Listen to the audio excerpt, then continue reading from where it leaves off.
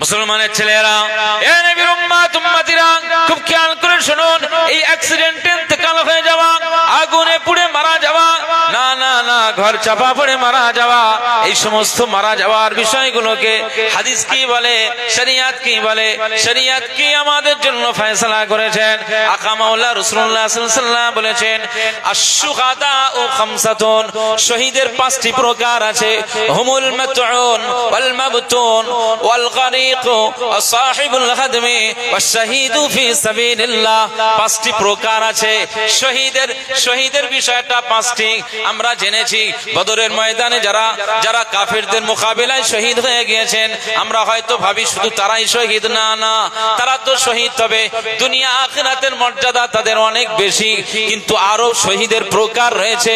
কেউ যদি পানিতে ডুবে মারা যায়, কেউ যদি ঘর চাপা পড়ে মারা যায়, কেউ যদি আগুনে জ্বলে মারা যায়, না না না, এই সমস্ত দুর্ঘটনায় কেউ যদি মারা যায়, আমার আল্লাহ পাক তাদেরকে শহীদের দরজা দিয়ে দিয়েছে। মুসলমানের ছেলেরা, এ নবীর উম্মত উম্মতিরা, খুব খেয়াল করে শুনুন।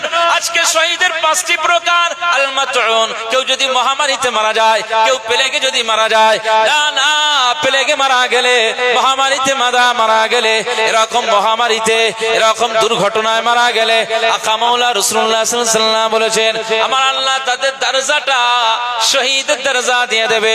2 নম্বরে ওয়াল মাবতুন, কেউ যদি পেটের রোগে আক্রান্ত হয়ে মারা যায়, যাদের ক্যান্সার হয়ে গেছে, যাদের আলসার হয়ে গেছে, না না না, অনেকে এরকম বড় পেটের সমস্যা নিয়ে ভোগে, পেটের যন্ত্রণায় ছটফট করে, বিভিন্ন ডাক্তার আর কবিরাজ আর তদবির করে আর হসপিটালে ছুটে ছুটে আর পারে না, না ঘরের ভিতরে যন্ত্রণায় কাতরাতে তাদের মওত হয়ে যায়।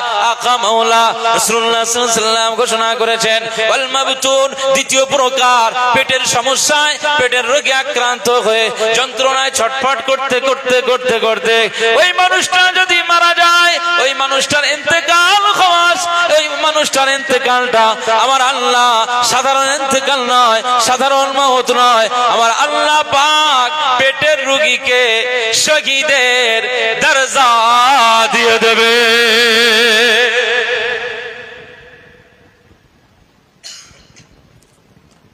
অনেক মানুষ ক্যান্সারে ভোগে না, পেটের রোগে ক্যান্সার হয় না, ক্যান্সারের অ্যান্সার আসে, কেমো দেয়, কেমো দিলে চুল টুল দাড়ি সব উঠে যায়। এত বিষ, এত পাওয়ার, এত তেজ। আজকে আপনি সুস্থ আছেন, এর জন্য সবসময় শুকরিয়া করবে। আপনার শরীর ভালো আছে, এর জন্য শুকরিয়া করবে, আলহামদুলিল্লাহ পড়বেন সবসময়। আহা, যাদের ক্যান্সার হয়ে গেছে, গতকালকেই আমাদের ওখানে একজন মহিলা এই খিচুড়ির রান্না করতেন, ওই বাচ্চাদের ওই রান্না করতেন। তো উনিও উমরায় যাওয়ার জন্য উনিও পাসপোর্ট টাসপোর্ট সব করেছেন, কিন্তু ক্যান্সার ধরা পড়ে যাওয়ায় গতকালকে অল্প বয়সের মহিলা গতকালকে ইন্তেকাল হয়েছে।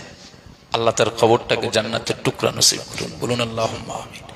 এই পেটের রোগে আক্রান্ত হয়ে ক্যান্সারে কেউ যদি মারা যায়, আমার আল্লাহ তার শহীদ দরজা দিয়ে দেবে। একবার জোরে বলুন সুবহানাল্লাহ।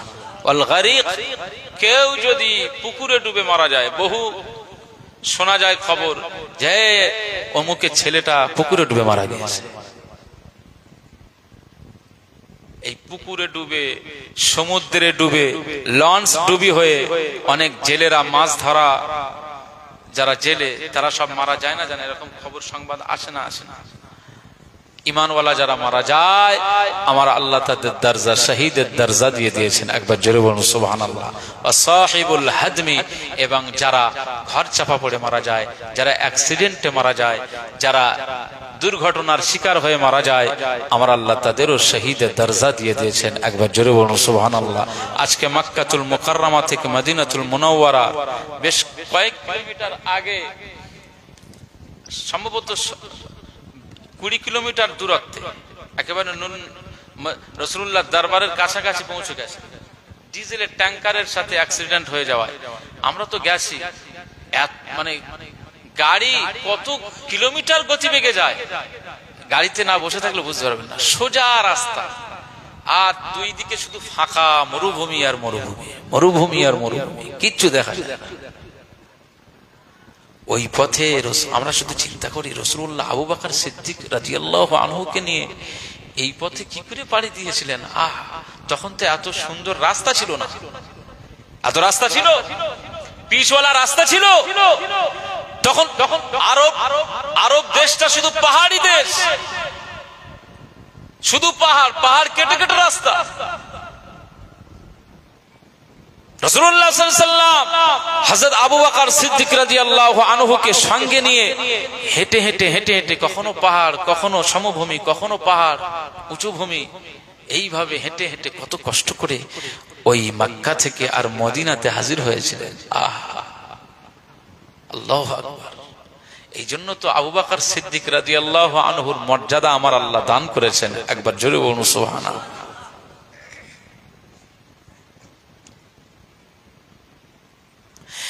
إذ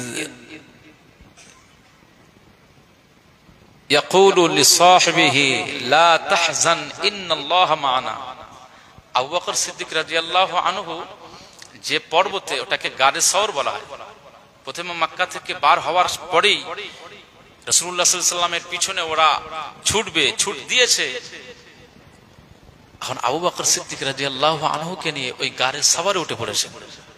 অনেক উঁচু পাহাড়, 3 ঘন্টা ওই পাহাড়ে উঠতে লাগে। কয় ঘন্টা? 3 ঘন্টা।